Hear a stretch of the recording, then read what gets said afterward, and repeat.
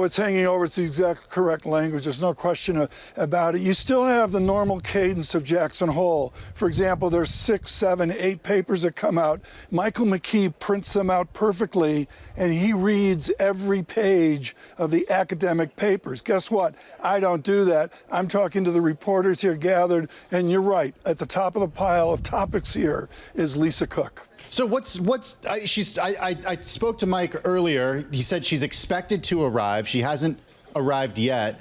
Does it take away from Fed Chair Powell's message tomorrow? Does it distract from what he says about this economy and what he indicates or not about September?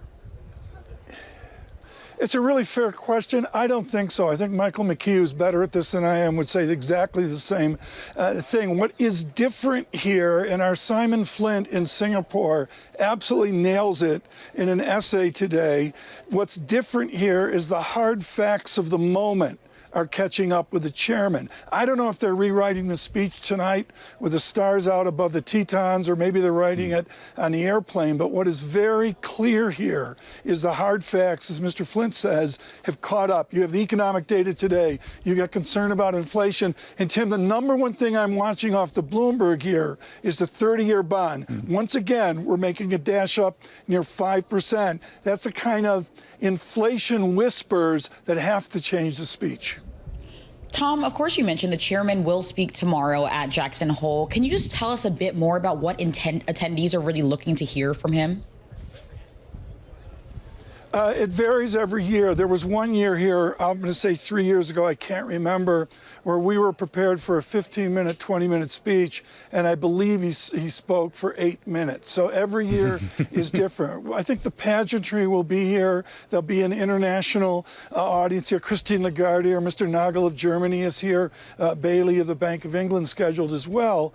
But what's interesting is within the pageantry, what do you expect from a speech? And the answer is they'll be looking for certain nuances and certain single sentences that will be different. What you're not going to get a lot of is what's he going to do in September. That would be rude. He's not going to do that here. You mentioned a lot of those international voices. I mean, the ECB, we've got Bank of Japan, emerging markets. How are they playing a part of the conversation this year in particular?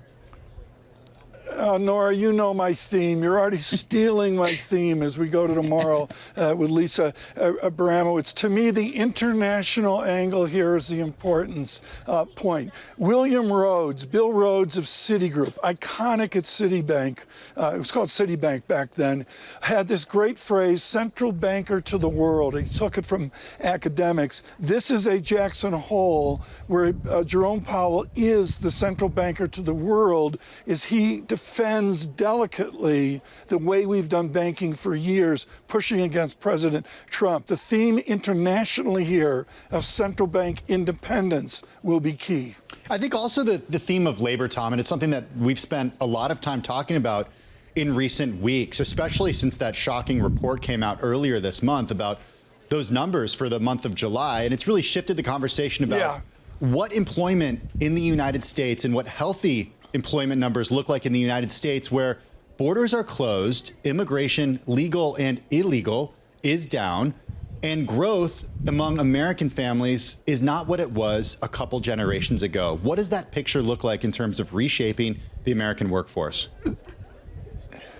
Well, and reshaping the speech as well. It's a movable feast right now, Tim. The number one thing is we've seen a trend in the data. The conceit is labor data always lags. Okay, fine.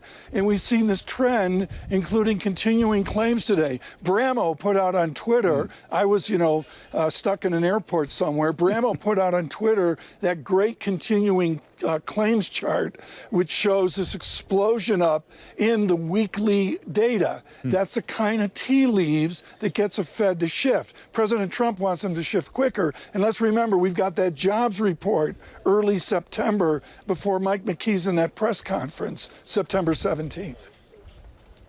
Well, I want to just talk about the energy. I mean, you've been to so many of these symposiums. What's the energy like on the ground this year in particular? Quiet.